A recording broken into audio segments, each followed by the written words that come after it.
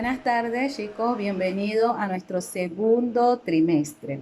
Confiamos en el Señor que como el primer trimestre fue un trimestre de bendición y de victoria, este trimestre así también lo lograrás y superarás todas tus metas y tus expectativas.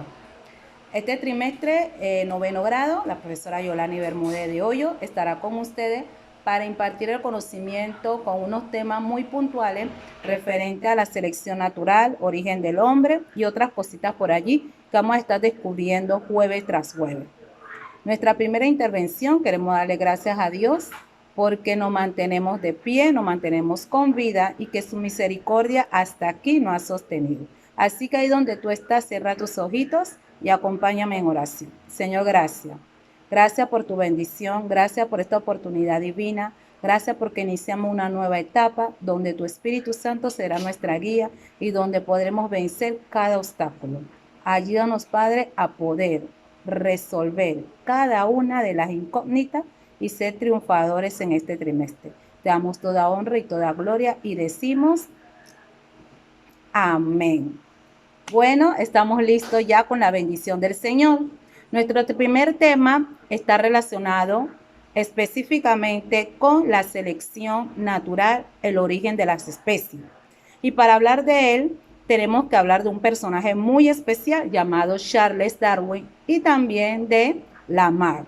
Estos dos personajes fueron los pioneros de poder dar a conocer el significado de la selección natural.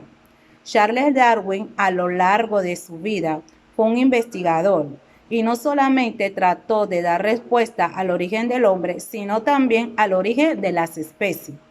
Él en sus viajes, uno específico que fue en el barco Douglas, él hizo investigaciones en la isla Galápagos, donde trabajó con pájaros pinzones, trabajó también con tortugas y otras especies. Hizo unas comparaciones y se dio cuenta a qué se debía la característica como el pico, el tamaño, cada una de esas características que fenotípicamente se veían, pero que no sabía de dónde se originaba y por qué el animal se comportaba de esa forma.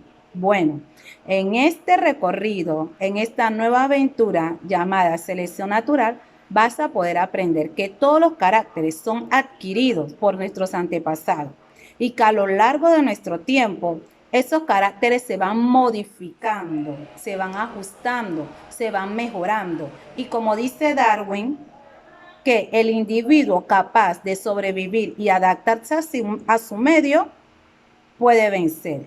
Los más fuertes, los más capaces son finalmente los triunfadores. Todo aquel que se adapta al medio sobrevive y el que no se adapta desaparece o muere.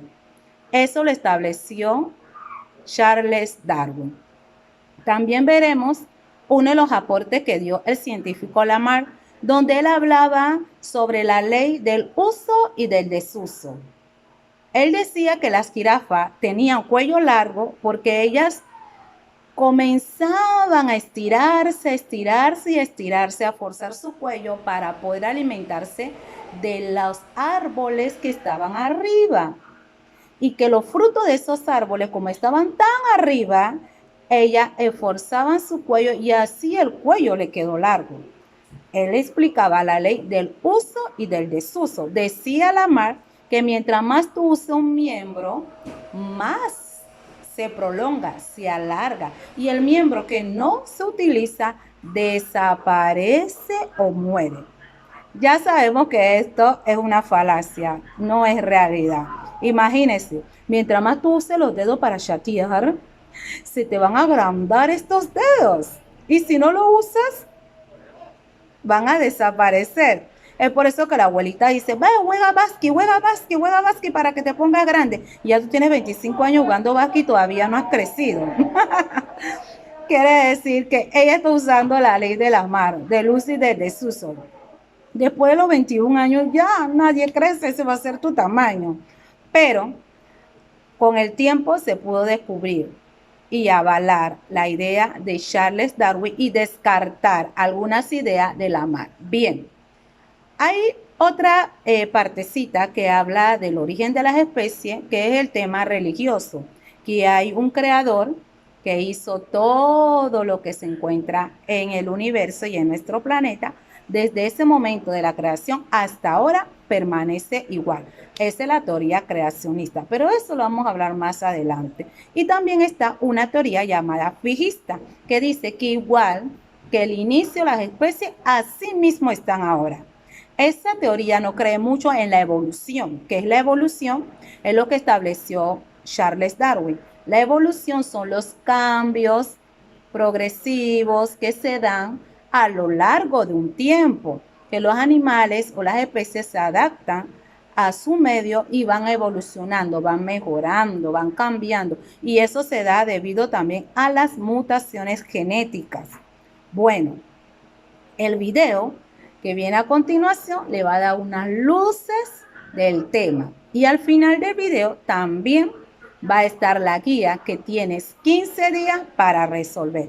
A partir de hoy, sabes el número, sabes dónde lo tienes que enviar y ser responsable con tus obligaciones escolares. Recuerde, te estás preparando para la vida, te estás preparando para un bachillerato, te estás preparando para aprender. Así que todo lo que hagas, hazlo de corazón, piensa en tu familia, piensa en tu futuro y recuerde, edúquese lo más que pueda. Dios te bendiga. La teoría fijista decía que las especies se han mantenido tal como están desde la creación. Por otro lado, los transformistas aseguraban que las especies se adaptan a los escenarios donde viven, pero no todos estaban de acuerdo en cómo sucedía esto. En las clases pasadas hablamos de las dos posturas más importantes que dominaron buena parte del siglo XVIII en el mundo científico con respecto al origen y evolución de las especies. Sí, esas teorías eran los fijistas y los transformistas. Muy bien. Les había mencionado también que entre los defensores del transformismo estaba involucrado el abuelo de Charles Darwin, Erasmus. También estaba uno de los más fervientes transformistas que postuló una de las teorías más importantes que prevaleció durante gran parte del siglo XIX. ¿Alguien sabe quién fue? Era Lamarck, ¿no? Sí, así se lo conoce. En realidad era un francés llamado Jean-Baptiste de Monnet, caballero de Lamarck, que vivió entre los años 1744 y 1829. Este naturalista, entre muchos otros aportes, postuló su teoría evolutiva conocida como lamarckiana. Ya sé, a la teoría lamarckiana también se la conoce como herencia de los caracteres adquiridos. ¿Pero el abuelo de Darwin no había ya postulado una teoría sobre lo mismo? Sí, Erasmus Darwin había postulado que las especies provenían de otras, pero no había aportado datos firmes que apoyaran esta teoría. ¿Y cuál fue el aporte de Lamarck? Lamarck propuso un método por el cual las especies podían transformarse y evolucionar. Su teoría postulaba que la evolución provenía de ciertas características del ambiente que actuaban sobre los individuos, haciendo que estos utilicen ciertos órganos o partes de su cuerpo más que otros.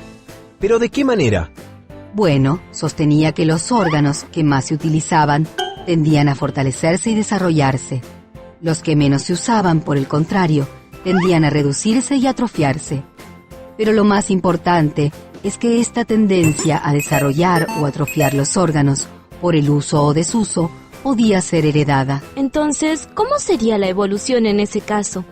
El ejemplo más conocido es el de las jirafas y sus largos cuellos.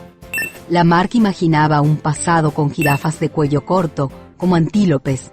Ah, comiendo de plantas al ras del piso.